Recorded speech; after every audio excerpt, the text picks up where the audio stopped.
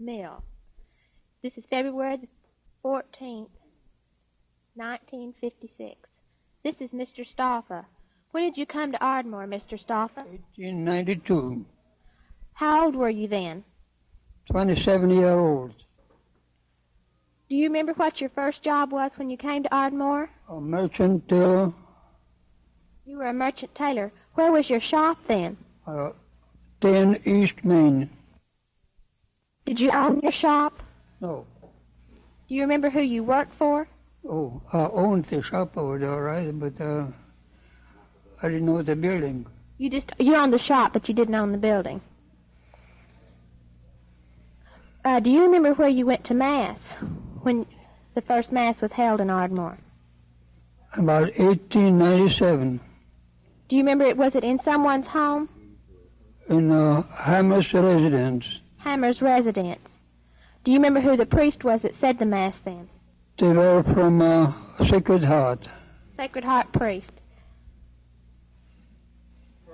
Do you know any incidents that happened when you were in the priest that came to Ardmore where he stayed or anything? Did he stay in the residence?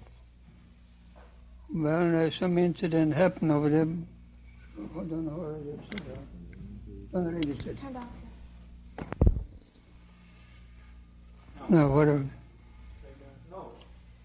No. Mr. Stalfa, were you here when they built the church and school? Yes. Do you remember the year that it was built in? It was built in 1898. Do you know who the priest was, or who donated the land then? Mr. Richard McLeish donated the land. Where was this land? Right where is the present church and the school. Was there a separate boys' department from the school? After 1905. Who taught these students in the school?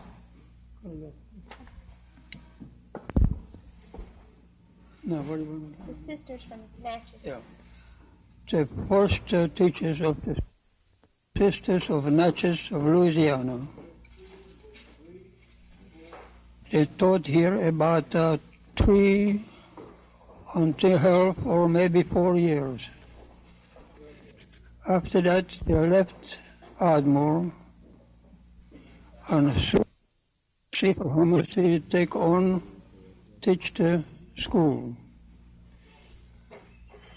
At that time, there was Father Bilvedin, priest over here.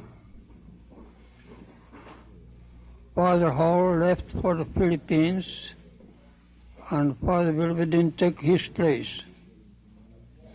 Father Bilvedin taught was a pastor here until 1905. Then he was transferred to Chickasha, and Father Barab came here from Pahuska. About 1910, he established a boys' school, which was rather where the present rectory is now. 2-story frame house. He taught it until about 1924, where the Indian contract was discontinued, but the Sisters of Mercy kept on teaching day school until the present day. Mr. Stalfa, when did they make the agreement with the Chickasaw and Choctaw tribes? 1912. Did these students board over there, or were they day students? No, the boarding school for boys, and the others was a girls' school. The sisters taught it. Father Barup taught the boys' schools. Do you know how long this contract remained with the Indians? Till 1924. Do you know any incidents that happened to the school? In 1906, a tornado come in and just twist the house, twist the church from its foundation. Do you know how much expense that was caused from this accident? It's about $1,500. Some, I don't know how much. Something about neighborhood, $1,500. Well, did they have any insurance to cover this? Yes, they had insurance. Do you know how much the insurance paid for this? I couldn't tell. Was there any other destruction done to the school that you can remember, Mr. Stalfa? Well, the top floor on the roof, it was a terrace floor.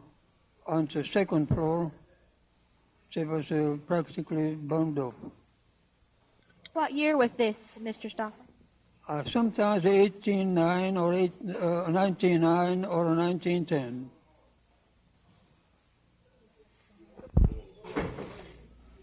Can you tell me about the enrollment of the school? About how many pupils there were in it then? Under the first sisters, there was about 12 or 13.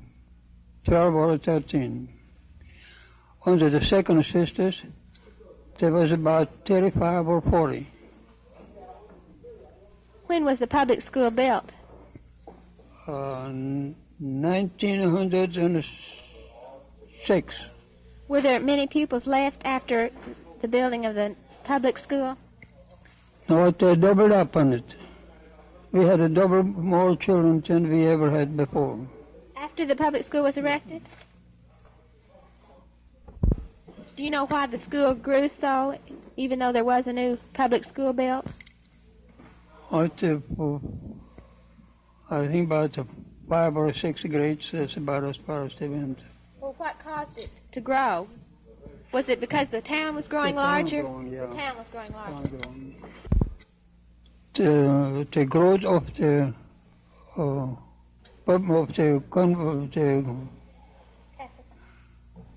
of the school is attributed to the growth of the town, and besides the Indians got allotments and they sent their children to the Catholic schools. Do you know how much they charged these Indian children per month that boarded there? $12 and $15 a month. Do you remember how many families were in the parish when you came here? There was about 4 or 5. 4 or 5 families. Did they have any church organizations? No. No church. Well, when was the first church? Was that a ladies' organization? The first church organization that was established? I couldn't tell you. Altar Society was the only one of them that I know of that was organized until Father Walrop came in. It was organized when Father Walrop came here. Yeah. How many pupils enrolled in the school when the Sisters of Mercy took over? About 25. About 25. The second year was about 120 enrolled. Do you know what kind of buildings the sisters came to when they first came? Were they furnished nicely? Hardly any furniture in it. There was only... Do you remember any other educational institution besides... Yes, we had the private schools here, pretty good size. One of them was right on the Broadway over here, and one of them is right down over here south, right where the hospital, where the funeral parlor is now. What were these schools? They were the private schools. Were they religious schools? No. They were not. No, they were not. There was a private, later on, there was a private college, east part of the city, named as the Rudisill College.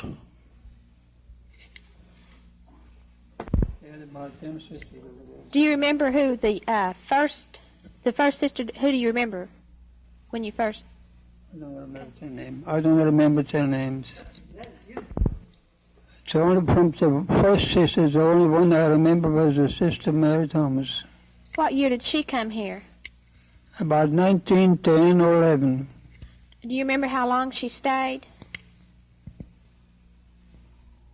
Oh, about 15 years. Was she the sister superior over there? Yeah. Yes, ma'am. Do you remember how large the school was when it was first built? About 22 foot wide, about 60 feet, or 20 wide and 60 feet long. How many classrooms did they have in the school? Either 3 or 4. Where did the sisters stay? Upstairs in second floor. Well, when did they add on to the school? What was the first addition made after it was first built? In 1912 or 13, they built a west extension and the east and north extension and the chapel above it. What was the priest that was here then when they built that extension? Father Warup. When did they build the porches on around the school? 1905. You said you had a job in 1893 when you came here? At a tailor shop. I owned it, yeah. Did any misfortunes come to you while you owned your tailor shop? Misfortune. Well, I lost everything I had over there. Well, what was the cause of this? A fire. What did this fire? How much damage did this fire do to the town?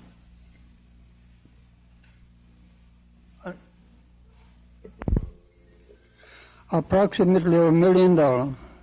What other parts of the town and stores did it destroy besides your place?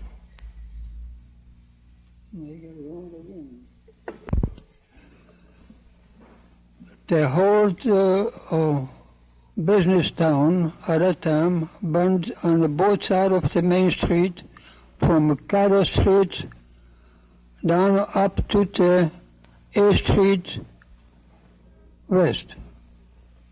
Well, what did you do after this fire destroyed your place? We went and built it up again. Did most of the businesses do this too besides you? Well, every business house, every man over in there that owned a lot over there rebuilt it again. Well, do you know what the cause of this fire was? Caught in a river stable for a reason we don't know. A horse kicked a lantern or something. Okay. 1913, there was a serious explosion at the Santa Fe depot. At one carload of a high-powered gasoline exploded, destroyed the city. At least half the buildings was damaged, some very seriously, up to the First National Bank. And beyond that, only slight damage was done. On the east side of the railroad, in a colored part of town, many houses were destroyed, and as many as 25 or 30 people killed. There was some people killed up on West Main Street by fallen bricks of the First National Bank building, which is on the corner of Washington and Main Street.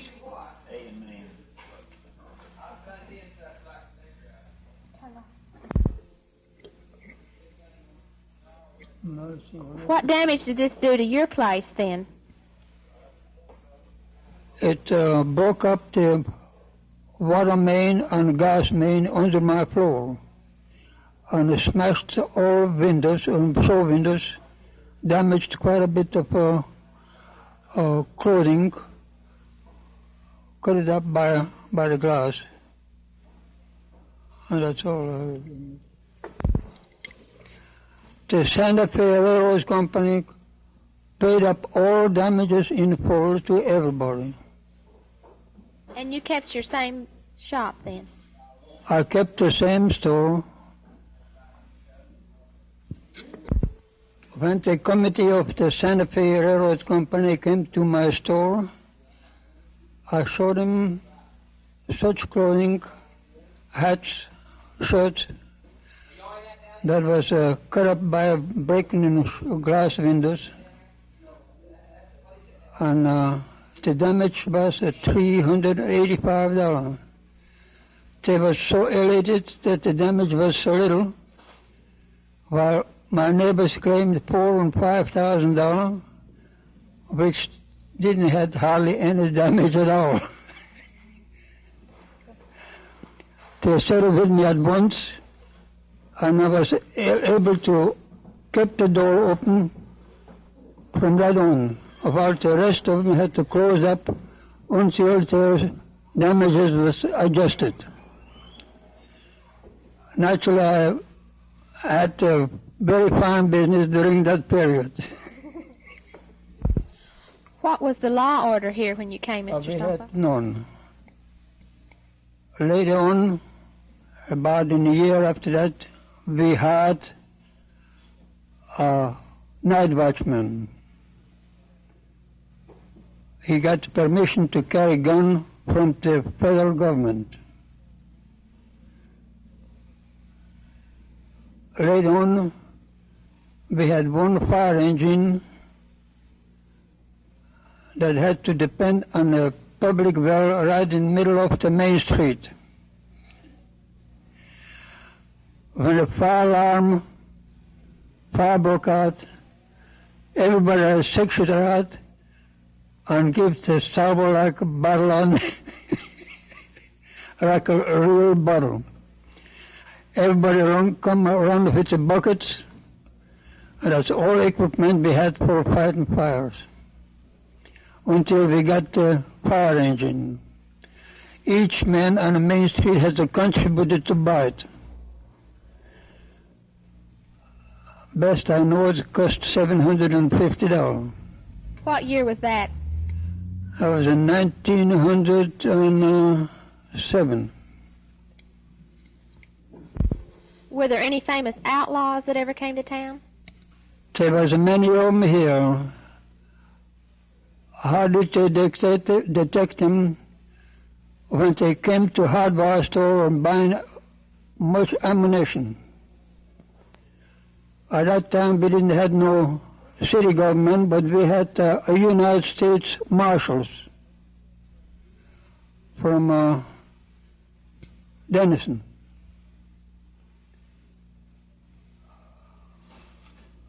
And they were in charge of copy with the outlaws and car thieves. Was there a lot of murders then? There was many shooting and killing at that time. Did any of these outlaws ever come into your store? Okay. About 1900, I left Ardmore for a year. I was running store at Pontotoc. My nearest neighbor was a Belle Star. She was my next door neighbor. She was a very tough character, but she was very friendly to my wife and myself.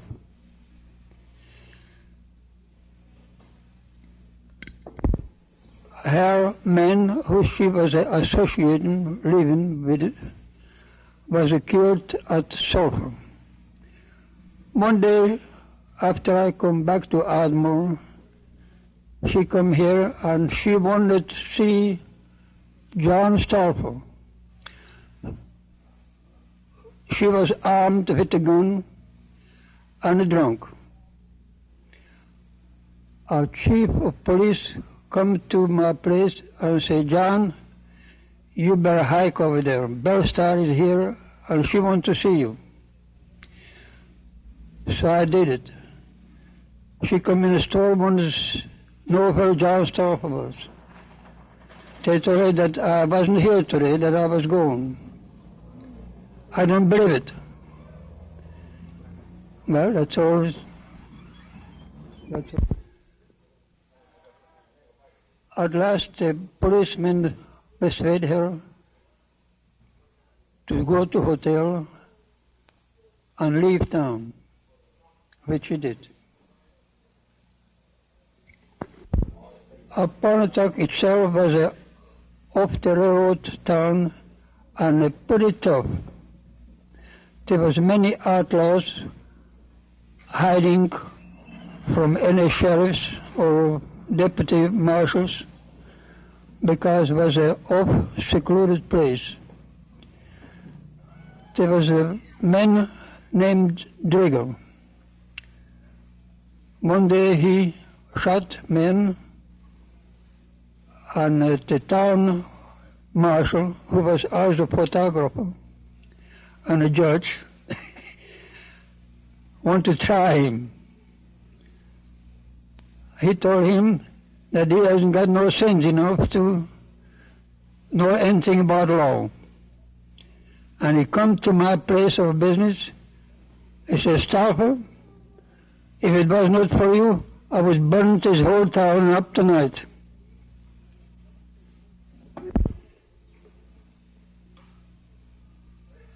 So they taken him over there to Tishomingo. I tried him, but I found him not guilty.